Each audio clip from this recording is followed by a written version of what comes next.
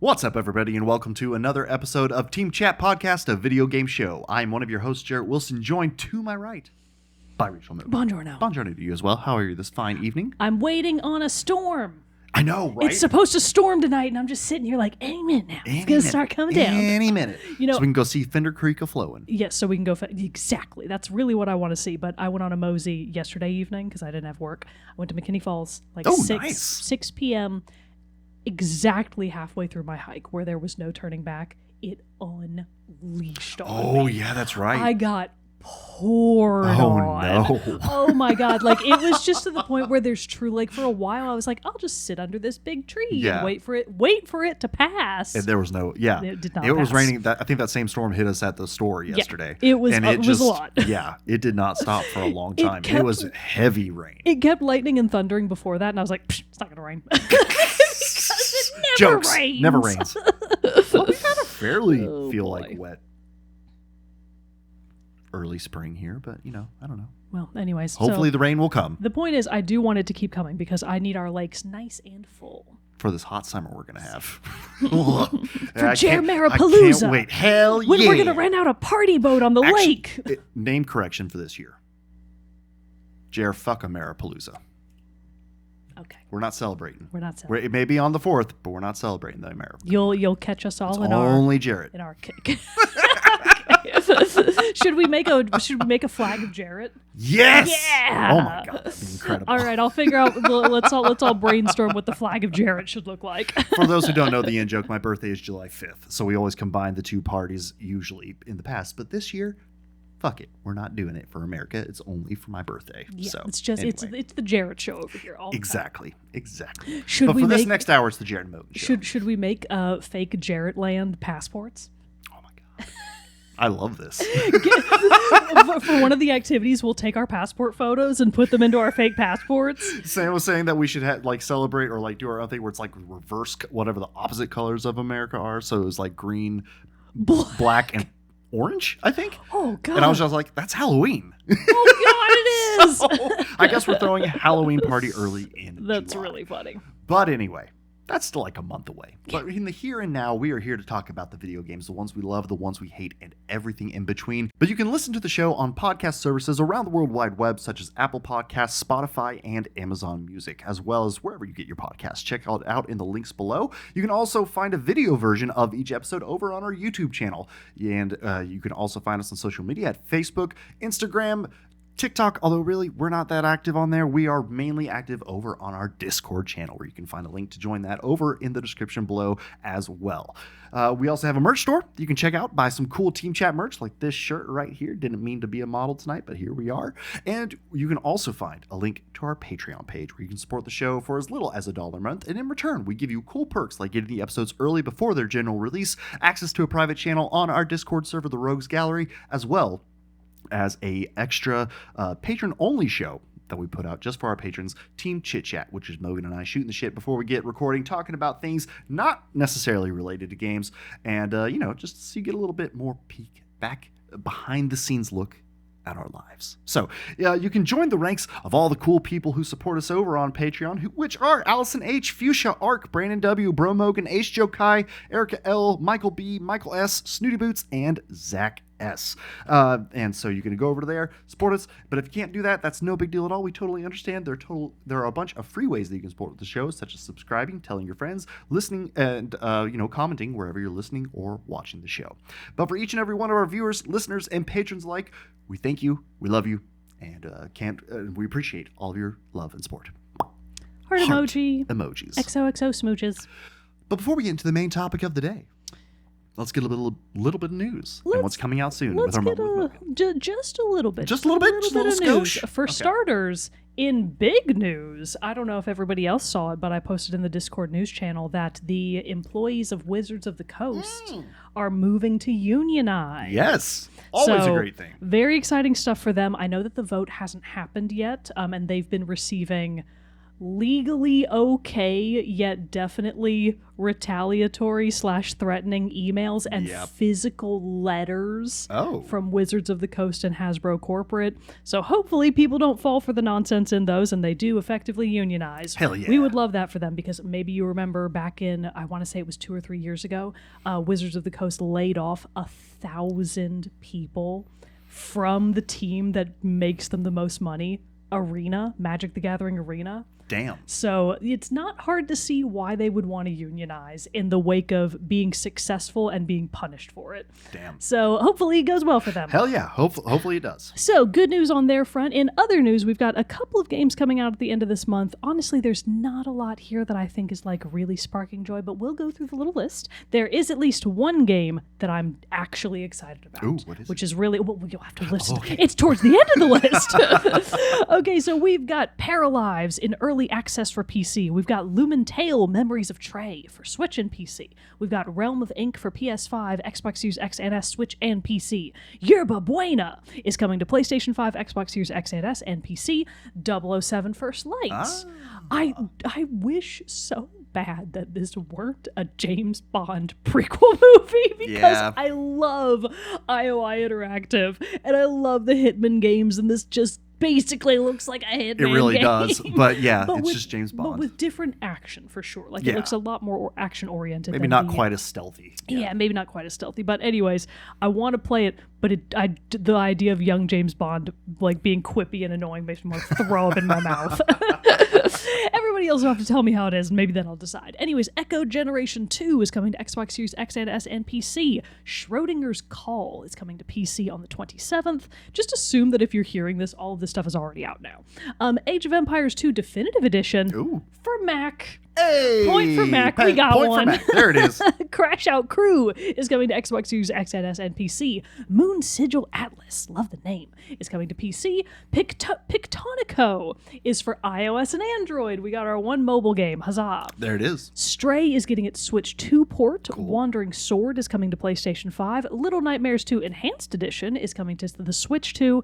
And then the game I actually care about, Mina the Hollower. Oh, yes. I remember you talking about this one. For those of you that have been on the lookout for the next game from the Shovel Knight creators, that would be Mina the Hollower. Cool. It is meant to harken back to the early days of like the Legend of Zelda adventure type games. Really excited about that. That is coming to PlayStation 5, Xbox Series X and S, Switch 2, Switch, and PC. So more or less everything. Cool. I'm actually probably going to buy that one. Maybe not on day one, but I think I'm going to pick it up pretty quickly. Very cool, very cool. Well, for our main topic of the day, we're just mostly coming with some update reviews, or some updates to our reviews, I guess is a better way of saying that. And we're doing Reviews 2.0. Ah, I like that. Reviews 2.0 of some of our favorite games of the last year or so. To start off, I'll kick it off a little bit, I guess, because Civilization VII came out with its big Test of Time update, and it's a big free update too. But the big thing about this is it's kind of like, well, it's a little bit over a year since Civilization VII came out. If you followed the game at all or heard us talk about it, you know it had issues. I still like it. It's still fun, but it definitely had some issues on launch. It had a little bit of that thing of not complete, like we actually talked about it in the last episode. Done. And so, it's had a little bit of a road to growth, not quite as loved as some of the previous entries in the Civilization series.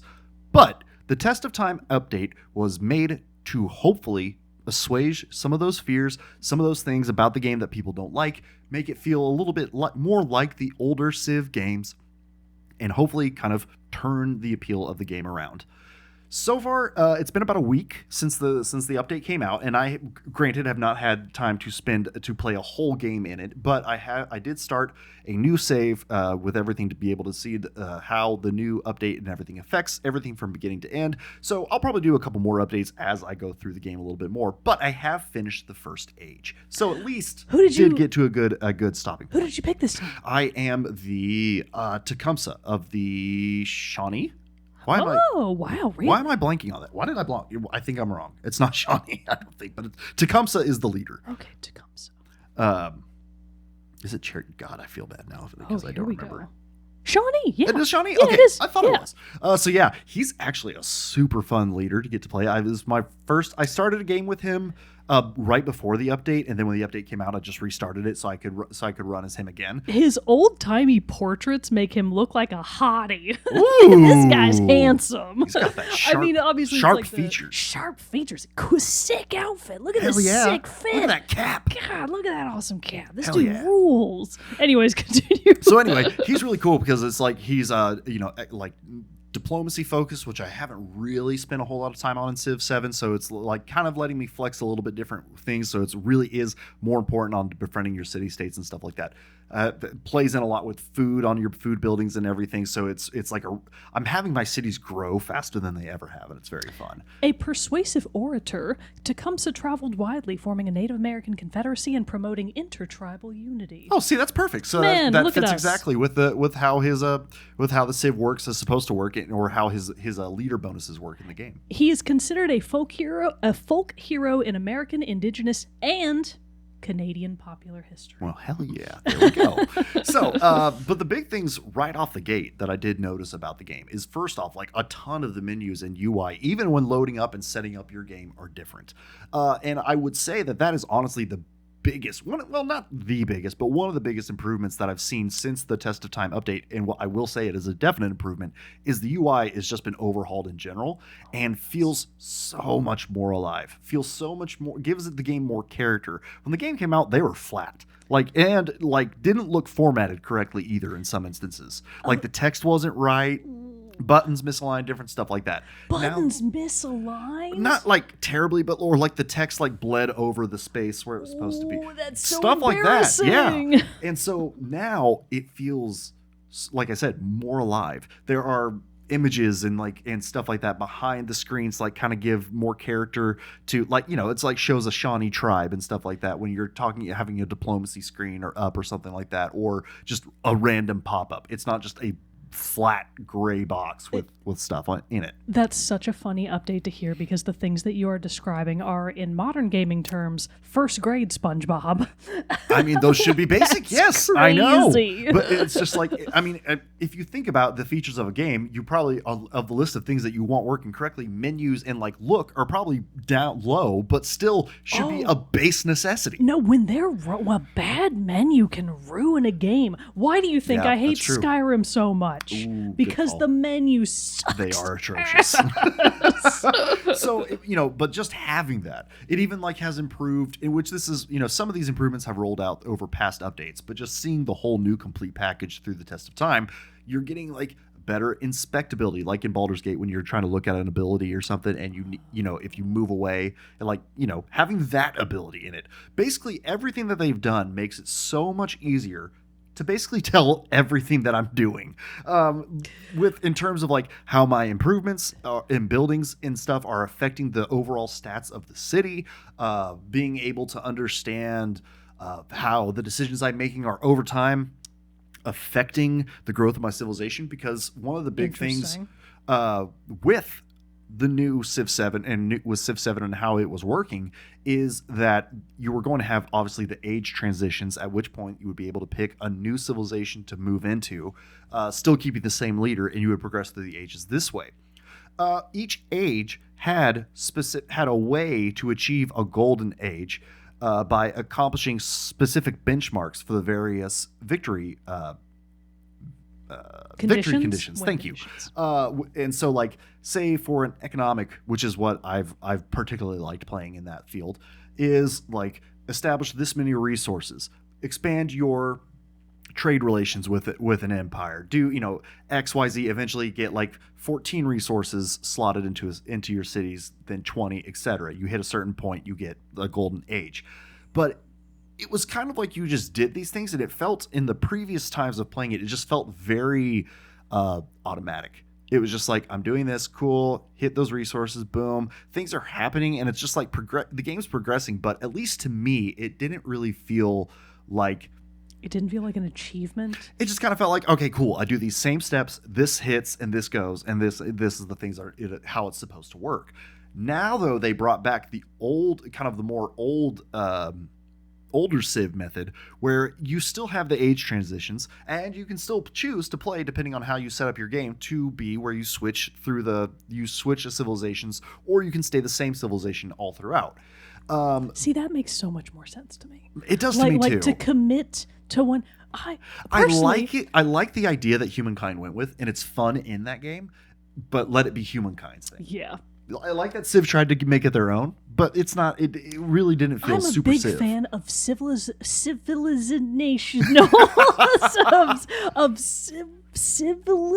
Never mind. I'm a fan of monogamy. I give up on that word. Sticking with your partner through all of time. Through all the trials and tribulations that come with it. So, now it's bringing back this old thing where you can, there are still like paths to victory, but so with the economic one, it's not so much having these resources and everything like that, and those hitting those benchmarks. It's now you're trying to actually earn GDP for your civilization, and then you do that by specifically building buildings that generate gold, which have always been a thing, but they haven't been that blatantly connected. In my head anyway. I could be completely misunderstanding how this game should have run and worked, but this is how it goes for me. And so now it's like, cool, I build these gold buildings, this disperses this, focus on this, and there's a graph to actually be like, you have your actual numbered score. Here's a graph showing where you did it. Okay, now things are off to the races and they're dropping. You're here, and it also shows competitive civilizations. And so it has their score, but also where they're at in the curve. And so it just gives you a little bit more information, which honestly is how Civilization 3 and Civilization 2 felt or operated. You would at the end of the game, more in Civilization 3, you would have the histograph that would show how all the decisions and everything that you did across the various tentpole stats that you need, how those stacked up against the other places and how you grew and expanded and whatnot. And so having that, though, throughout the game now, as opposed to at the end, or even just how it was at all, having it at all now in Civilization 7, just kind of gives a little bit more, okay, I see where my actions have influence. And that's really nice in a game, especially that you can, want to have as dialed in and honed in as you do with your Civilization stats and everything like that. Also, I don't know about everybody else, but much like I love a good menu, I love a good graph. Yeah. Like a nice graph. It's nice and colorful. Yeah, nice too. Colorful graph. There's also, they've revamped how you handle your advisors. Before, or in Civilization 7 1.0, I guess we can say, your advisors would pop up and give you notes being like, hey, you're falling behind in science. Hey, you're falling behind in civics. Hey, keep an eye out for this. But now they actually feel like they're giving you more specifics, and also they feel more like characters again. And not just a text box that pops up. Because now it's at the beginning, when you're first starting the game and you're taking your first initial turns, the advisor screen will come up and it has pictures of all your advisors. And it's just you can choose which ones advice to follow. And so then throughout the game, your economic advisor for me will pop up and be like, hey, you really got to start considering trade. Here's how trade benefits you. And when you click to select see, tell me more, there's a fully fleshed out, basically Civilopedia entry of here's how trade works. And there's, a lot with links to other things and clicks and all that. That, unless I'm completely forgetting, was not there to that level when the game launched. Incredible. So, but again, that's this thing throwing it back to Civilization 2, Civilization 3, of having the advisors feel more like characters who react and respond to your decisions, rather just than a box that says economic advisor in text popping up saying you're falling, your trade routes need work or something like that. Isn't it so funny how the life cycle of a game and a developer with that game so closely mirrors the highs and lows of history itself? It's true. Sometimes we have to go back to the old ways, but we forget. I mean, I wish that they would go back to the old ways of how the advisors were handled in Civ 2, where they were full motion videos of real people reacting and talking. If your civilization fell into civil unrest, a screen would pop up with all of them yelling and arguing with each other. When you declared war on someone, your military advisor would pop up and be like, huzzah, Caesar, or something like that. And it was a fully acted, real actors. And it was awesome. Civilization 3, say you wanted to declare war on somebody, your diplomatic advisor would pop up with a shocked expression and be like, oh shit, we're going to war. Or then if you did something cool, they'd pop up and look happy. So they felt like these characters that you interacted with. And then in 5 and 6, it felt like, at least well, okay, I'll say 6 and 7 at least. It felt like they were more just a text box. And now it feels like they're back. They're people. You interact with them. They're telling you you're doing a good job. Incredible. So it's really cool. I love that feel, and I love that new touch. Let's see. What else we got? I can't find any good screenshots of what you're describing. I'll which have is to so find sad. it, or like a YouTube video, something, and I'll post try it. to find some and put it in the Yeah, Discord, because that Discord. sounds just absolutely radical, man. It's really cool. It's really cool. When did we as a nation abandon rotoscoping? That's the real question. It's right. It's true. Valid I say question. that, but a lot of rotoscoping looks terrible. But that was part of the charm. Let's see. Okay, so one change they did make is they still do also have those within era challenges that you can hit that were used to be like the victory conditions for a golden era and all that stuff. Now, though, they revamped them as triumphs, which is an overall just like in-game challenges that you can hit, and there are different ones based on the different main categories: economics, science, culture, diplomacy, war, and stuff like that. And you can achieve those, and achieving those grants you extra bonuses, XP and different stuff like that. So it's cool to have another extra little thing to be shooting for. They're not necessarily required. You don't have to do them, but it's like if you want a challenge, push for these things. And your opponents can get them too, because you'll get a notification when the AI opponents do it too. One of which was a really cool one, which was have purchased 100,000 worth of gold of stuff instead of producing it. And I was like, oh wow, that's interesting. And because I honestly I buy some, but I don't spend a lot of gold on much stuff. So it's just kind of cool to be like, oh neat, here are some other challenges that you can go to. They also included these things now called endeavors, which this has been a long-standing Civ thing where your cities can produce these projects. Normally they're like, we don't have anything else we can really build at the moment. How about you just produce extra science, extra culture, extra gold, etc., etc. But those are always just very much things like I never really use them. Or if I was using them, I'm just like, cool, I'm in the modern era. I'm just trying to finish out this game. Everything's on just auto. I don't care. So they didn't really ever have a reason for me to do them. Now they have these new endeavors. There are still the ones that you can do, like science and boosting your science and culture, but there are other ones more specific, like there's one that's charting the stars that increases the view range of your naval exploration units in the next for the next age and different stuff like that. Cool. So again, littler things that give them a little bit more of a reason to want to do them, other than just like benefits. I need a little science boost, I need a culture boost, So I like that it's kind of like fleshing out that system that, for me and in my playstyle at least, has been severely underused. Nice, I like that. So, and like I said, I think at this point, honestly, this is really those are the biggest changes that I've really noticed. Like I said, I'm only a first age in. I'm starting the new exploration age, which I'm excited to see kind of how, especially since I am pursuing more of an economic diplomatic victory, how that all rolls into stuff, and especially compared to the 1.0 version of Civ 7 to this newer update. But I will say, and now there are a whole bunch of new leaders in Civs. One of the coolest ones is actually Edward Teach, Blackbeard. Nice. Because he now is the leader for the Republic of Pirates. Cool. Which is awesome. If you listen to the Team Chit Chat for this episode. You and pirates, man. All about the pirates. They're so hot right now. They're so hot right now. But yeah, so you can be him. And he's awesome because it's another thing that's like a new to Civ thing where every ship you make, if you are Edward Teach, has the ability to be a pirate and attack other civilizations without declaring war. And it's so cool. That's I'm like, cool. this actually gives me a reason to have a navy and stuff like that. Because if I'm going against Edward Teach, I'm like, every single one of your ships is going to come and fight me. So and then if they kill you, they take over your ship. No. So it's even worse. They can multiply quickly. That's awesome. It's a lot of cool stuff like that. I think Alexander the Great was introduced as a new leader for this. Really? For this update, yeah. That actually shocks me. I can't believe Alexander the Great wasn't already in it. Well, because he's been a day one leader for so long. So I think they've changed it up. So now I thought Greece? I thought you meant to say that this is his first time in the series. Oh no. He's been in all Just kidding. of them. I think so. To not have him be a day one leader was kind of a newer thing. But yeah, so there's Gilgamesh. I think is back for the Hittites. Was he Hittites? I think so. Or Assyrians? He might have been the Assyrians. I don't remember. But anyway, my history skills are lacking right now. But anyway, a lot of great stuff coming back to Civ.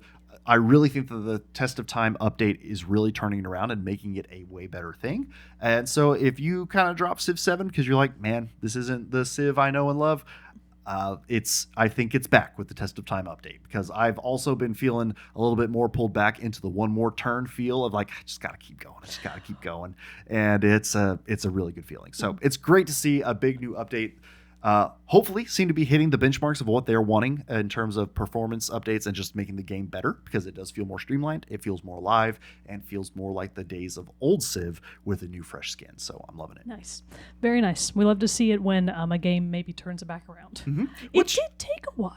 Did take a while. I mean, a year's kind of a big deal. It's better than nothing. Better than nothing. And like what Hello Games has been updating No Man's Sky continuously for 20 years I know, now. is what it feels like. It's never too late to improve your game. And I mean, honestly, it works, because like the Test of Time update came out, and I saw that day that Steam player count, concurrent player count for the game hit its new high. So nice. It's pretty great. Okay, very nice. So. Well, in similar news, I have also been recently going back to a game that I know and love, but that I never technically finished, because similar to Civ 7, it's not really a game you finish. It's one of them forever games that you just kind of play until you burn yourself out. Right. Or just want to start a new file. Because I hardly ever finish a Civ game. No, absolutely not. And I'm talking about Coral Island. So I played Coral Island, I want to say maybe a year or two ago. I honestly can't remember exactly which year I did my review in. It can't have been that long ago. Yeah. It definitely wasn't last year, though, because last year was all Claire Obscure and Silksong. Oh, yeah. So, like, it can't possibly... there was no time. Oh, and Fantasy Life. So, those all had all of my gaming bases covered, so it cannot possibly have been last year. It must have been the year before that. But anyways, when I first played Coral Island, I purchased the game from the PlayStation Online store on a whim, because I had that Stardew Valley itch, but I didn't want to play Stardew Valley again. I wanted something new. I saw a shiny new game on the store. I knew nothing about it. It just looked awesome, and it wasn't very expensive, so I was like, purchase, done. You got me with your cute piggies and your water and your hot farmers on your game's fancy art. So I downloaded it on a whim, started to play it, and ultimately did love it for many, many reasons. I think my original review was still quite positive, even though the game had its flaws. And boy, oh boy, did it have its flaws, because unbeknownst to me, when I purchased it, the game was still very much in early access. Oh. This is really on the PlayStation Store, because that information was not clear. Oh. It was not clear. Yeah, because like early access is normally only a PC thing. Yeah, it was not clear that it was an early access game, so I had no idea about that. And as a result, there were actually quite a lot of features in the game that were either not as well built out as they could have been, or that were blatantly not finished. Yeah. A couple of examples I can give you is, so it's on like an annual calendar system, right? You've got, it's a life sim game. Sorry, I should go back and say, this is a life simulation game. It is it's just like Stardew Valley, guys. It's just like Stardew Valley. but it's on an island. But it's on an island. And it is made by developer Stairway Games, and they are very much based in and pulling in Southeast Asian civilization and cultural vibes. Very cool. So it's based on an island. It has a very unique visual and auditory identity. Its soundtrack is fantastic. I always really love the soundtrack for the Coral Island games. And just everything about it, it has more than enough to differentiate itself in the field. But on a base gameplay level, if you have played Stardew Valley or anything like it, you have a baseline of what to expect from Coral Island. Cool. So that just gives you a quick gist of where we're at. So you move to your hometown that you haven't been back to in a million years to overtake your parents' farm that they have left abandoned for many years. So you're trying to build back up the farm and be part of the community. And what you know from Coral Island is that a year ago, there was an offshore oil spill. Uh-oh. And because of that, all these nasty, like, oily black roots are, like, slowly overtaking the coasts around the island. Ew. And they're, like, creeping in and starting to damage the wildlife and the environment. And it's bad news. But you, as farmer insert name here, are going to make it all better. Hell yeah. Because on your many quests around the island, you eventually come to find that you have been chosen by the island's goddess, the goddess of flowers, to help restore the waterways around the island, basically by literally diving into the bottom of the sea and fighting back the black goo that's littering and poisoning the waterways. And in doing so, when you affect things that happen on the ocean floor, it benefits the island up above. So if you clear out a whole big swath of litter and trash in the ocean and you fight back the black roots, then up above, maybe a new temple has gone from being, like just a dead tree to a vibrant, beautiful, alive tree, that kind of stuff. Cool. There will be less trash in the water when you go fishing. More birds, not birds, more bugs are around the island. Like, it's just all kinds of good stuff is going on when you heal the ocean, you heal the island. That's the gist. But the game had a lot of issues in early access that the developers have since fixed. So a good example of that is when I got to fall of my first year, when I was first playing the game, every season has one major festival, at least one major festival. A couple of them have two. And the fall festival is of course the spooky festival, right? You gotta have a little Halloween festival. Gotta have the fall festival. The idea was that all of the in-game characters who have different seasonal outfits, like when you go and talk to them, they're beautifully drawn, and their beautifully drawn character art is always wearing a different outfit for whatever that season is, which I love. I love that they actually change with the seasons. That doesn't happen in Stardew Valley. These people have a lot more life to them in terms of their like how alive they are in relation to you. They have more dialogue options, they have more interactions, they've got other stuff going on. You can see them interact with each other a little bit more, and that's all really nice to see going on. That is largely reflected in their outfits, except for the spooky festival, because when you got to it, everyone was invisible. Because they weren't done with the outfits. Oh my god. You couldn't even have like placeholders? They didn't even have placeholders. Like, just nothing was there. This is so funny because there's like a little parade that you can watch that is supposed to be a cutscene.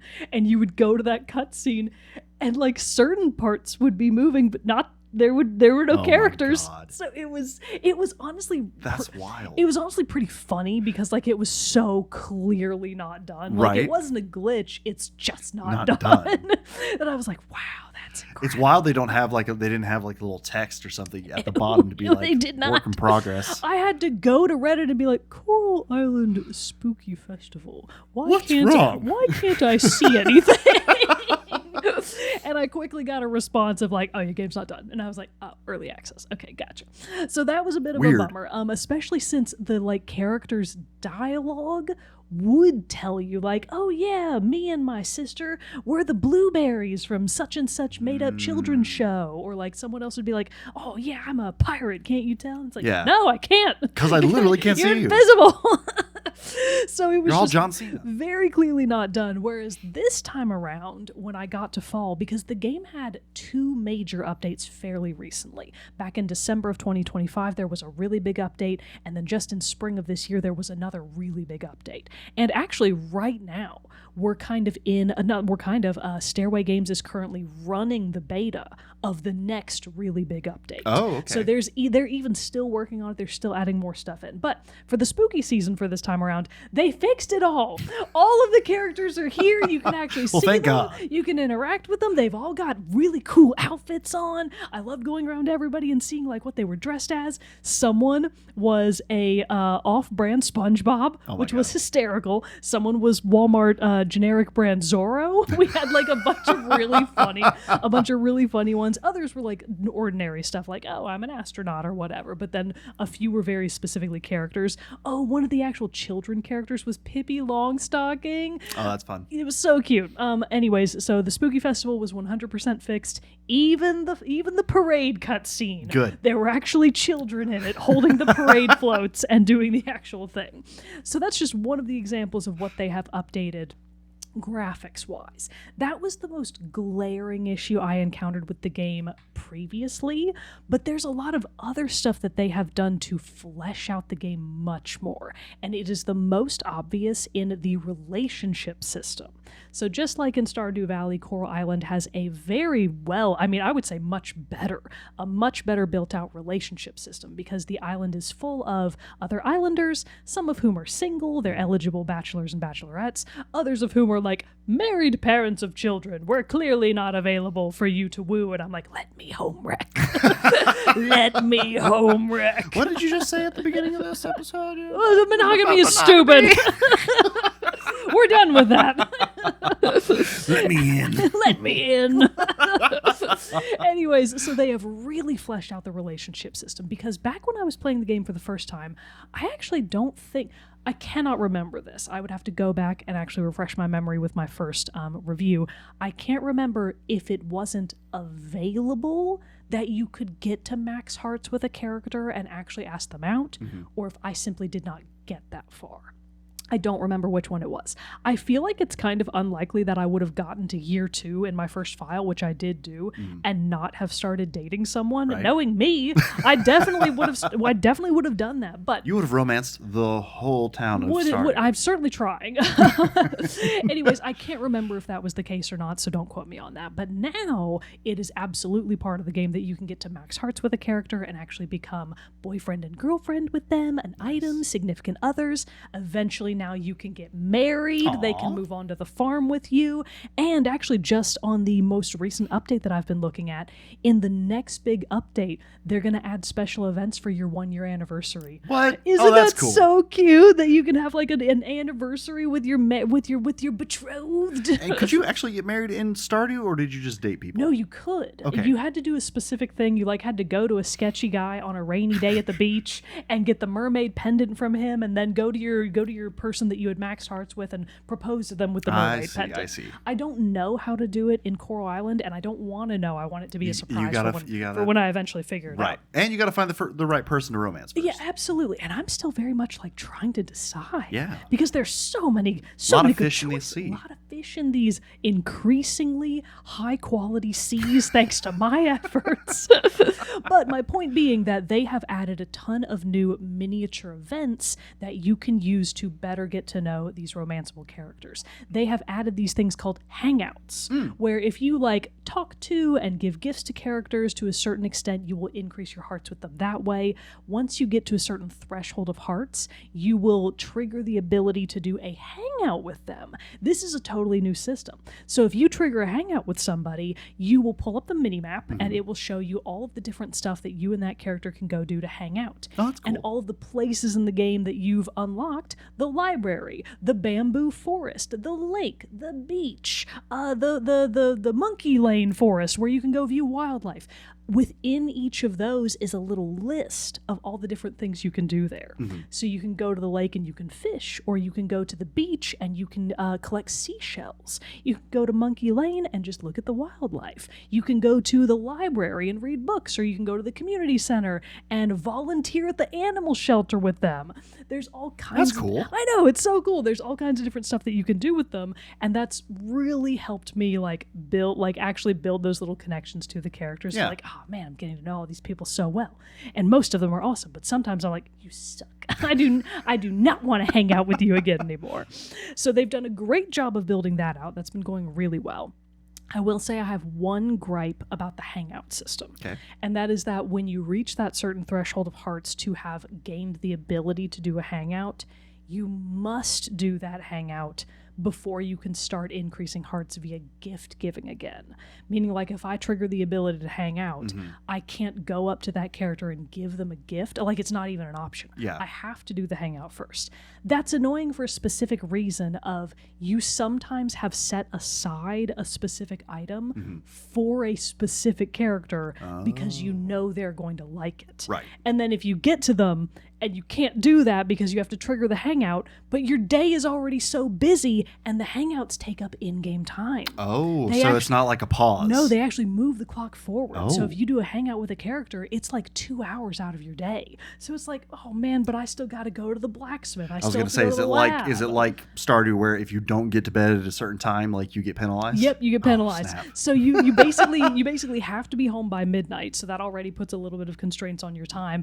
And also just all of the businesses and certain events in town are time-based. A business isn't open 24/7. So if somebody wants to hang out, but I have this perfect gift for them, but I don't have time to do the hangout because I've got so much other stuff to do in this day, it's like, I hate this. Just stuck.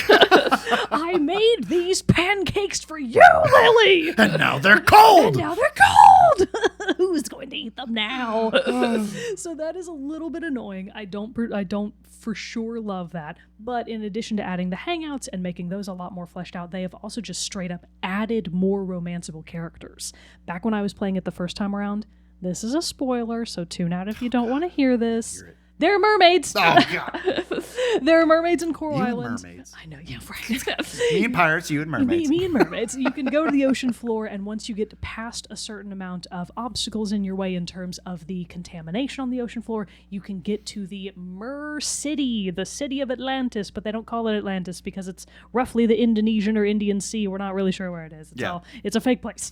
But anyways, you can go to them, and like they've got a whole little city down there, and there are all different mer people there. Attractive mer people, nice single mer people. How did you feel about the movie Atlantis: The Lost Empire?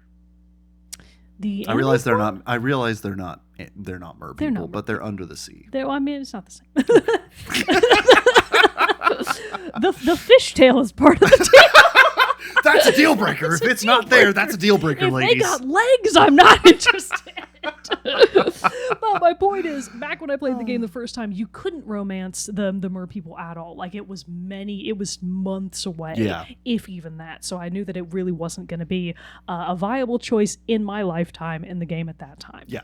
Now it is. Now you can start romancing them, not right away, like you still have to, build your street cred with the merfolk. They're very suspicious of you as a human, of course. But that is a new option. And then in the upcoming update, they're adding even more romanceable NPCs. Ooh. So a merman that was previously not an option is getting added to the roster, and a random-ass NPC that I did not think was going to be romanceable is going to be on the list. I'm like, snap. Really? Her? Why? Anyways, so they're adding more stuff to the game all the time. I think the Hangouts are a fantastic addition to being able to build out your relationships with other characters. However, not everything is fully fixed, and or I should really say optimized, because it's not a matter of stuff being broken anymore.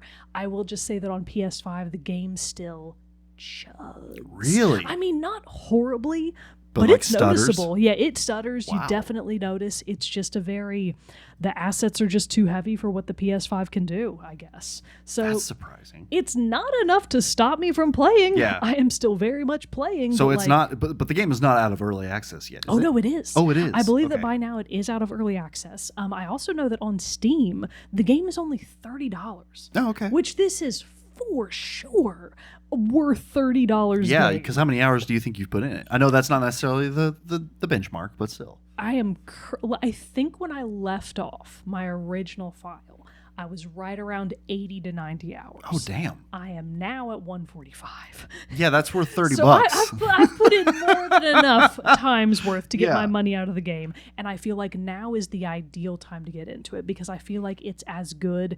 It's not necessarily as good as it's going to get, because like I said, they're adding more stuff all the time, but there's never been a better time to get in is probably the better way to say it. So support a small team that is making a phenomenally unique game in a very saturated market of life sims. It's got so much going for it. I think it looks great. For the most part, it plays great. I do feel like this might be a better purchase on PC just because of the frame rate. Sure. I suspect it probably runs a little bit better. I think this would be a great game for the Steam Deck. Ooh, so nice. If you've got a Steam Deck and you're looking for a life sim game, definitely check out Coral Island. And even if you're willing to put up with the frame rate issues on PS5, go ahead and get it. I would never play this game on the Switch 1. I cannot imagine that it would run. Yeah, if it's running rough on the PS5, there's no way it's running on the Switch. To be fair, I don't even know if it's available available for Switch. I did not look that up. But even if it is, don't get it. Yeah. You either get it for PC or get it for PS5 because it at least runs okay on both of those. So yeah, Coral Island, still going strong, going better than ever, would play. Hell yeah. And will continue to play. Hell yeah. And we'll let you know when I decide who I'm going to romance. Hell yeah. We need those important updates, please. Right Keep us now, informed I've got life. the most hearts with Theo, Okay. the island's local fisherman / heartthrob. Okay. Raj is right behind that. He's the local coffee shop owner. Ooh.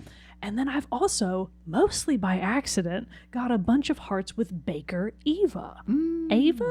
Eva? I'm not sure how she pronounces it. They don't talk out loud. So I'll never know. It's up to interpretation. But anyway, she's turning out to be really cute. So now I'm like, but Eva maybe? She's so cute. Well, very cool. Very cool. I'm glad it's having a fun time, and the update is still proving to make the fun better and more enjoyable.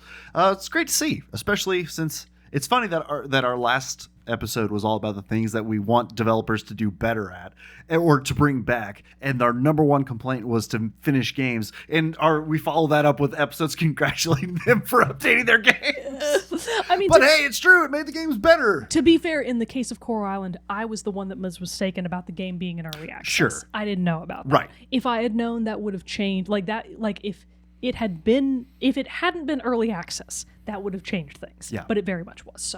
So no harm, no foul. no harm, no foul. Well, some harm, some foul. Some foul. That's why we're talking about it. It should have been more obvious in the PlayStation Store that it was early access. That is true. Because yeah, I was pretty sure that only happened with PC stuff. So wild to see. But anyway, that concludes our review 2.0 of the 2.0s of Coral Island and Civilization 7. If you have played these games or still playing these games, or abandoned these games but now want to come back to them, we would love to hear your thoughts. So send us an email at teamchatpodcast@gmail.com, or join our Discord and talk about it with us there. We would love to hear from you. You can also comment below wherever you're listening to or watching the show. But I think that concludes this episode of Team Chat Podcast. Until next time. You think so? I think it does. I believe as well. I have no more thoughts on these games to give today. But until next time, everybody, I'm one of your hosts, Jerrett Wilson, joined to my right by Rachel Mogan. Adios. We'll see you next time.